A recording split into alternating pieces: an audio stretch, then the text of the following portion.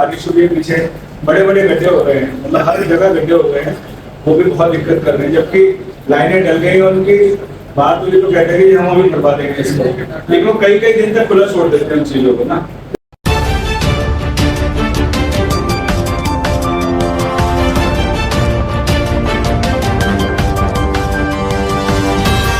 पिछले आंकड़ों में और अब के आंकड़ों में सुधार है, दुर्घटनाओं में कमी आई है, उसके लिए सबको मैंने बधाई भी दी है। लेकिन और समन्वय की जरूरत है, खासतौर से जो विभिन्न विकास कार्यों के लिए सड़कें खोदी जाती हैं और वो फिर रिपेयर नहीं होती। होता क्या है कि पानी की लाइन ठीक करने के लिए जल संस्थान ने सड़क खोदी तो गाली जल संस्थान को पड़ती है, जबकि जल संस्थान पैसा दे देता है नगर निगम को, अगर नगर निगम की सड़क है, ठीक करने की जिम्मेदारी सड़क के निगम की हो जाती है।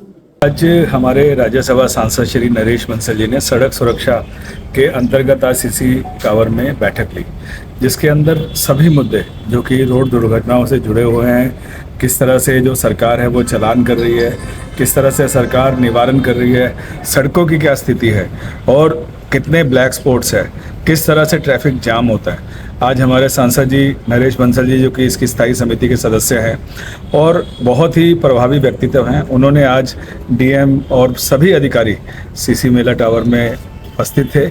आज सांसद जी ने उनसे हर चीज़ का पता किया। दूसरा, जिस तरह से रोज़ आजकल सड़कें खुद रही हैं, जिस तरह से दिक्कतें आ रही हैं आम आदमी को, उस विषय को मैंने रखा तो सांसद जी ने बड़े प्रभावी रूप से डीएम साहब को आदेशित किया कि इस तरह की जो सड़कें खुदाई की जाती है तो जितने भी डिपार्टमेंट हैं जो सड़कें खोदते हैं और जो भी लोग हैं जिसमें पैसा जमा होता है, एक तो उनको आदेशित किया है कि तुरंत जो काम पूरा हो तो उसके बाद जो है इनको भरने का काम करें, इनको बनाने का काम करें। और दूसरा, सभी विभाग जो भी सड़क पे काम करते हैं, चाहे वो निगम है, चाहे पीडब्ल्यूडी है, चाहे दूसरे विभाग है, उन सबको इस चीज़ के लिए आदेशित किया कि वो आपस में कोऑर्डिनेट करके सड़क का काम शुरू करें और जब एक बार सड़क खुदे तो वो कोशिश करके उसी समय में सभी विभाग जो है वो अपना अपना काम पूरा कर ले।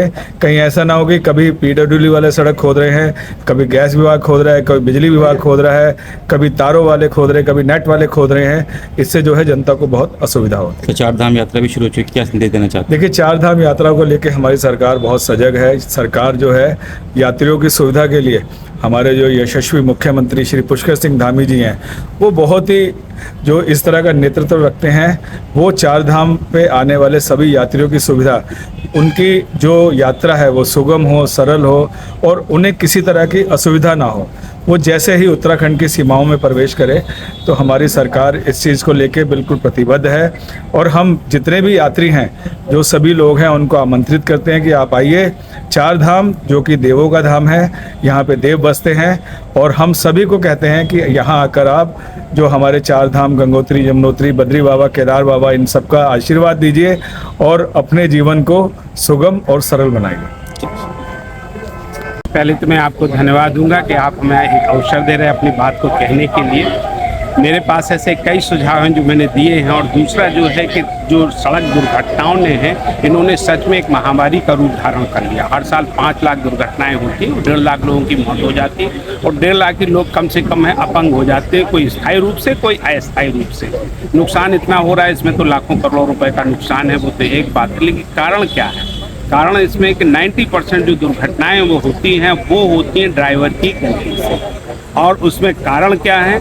नींद का अभाव, नशे का प्रभाव, तेज गति से गाड़ी को चलाना, जिग-जैग चलाना, ओवरटेकिंग चलाना।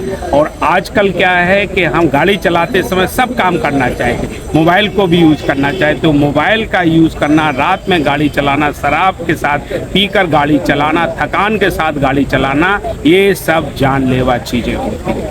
तो मेरा तो आपके माध्यम से लोगों से अनुरोध है कि रात में कम से कम गाड़ी चलाएं।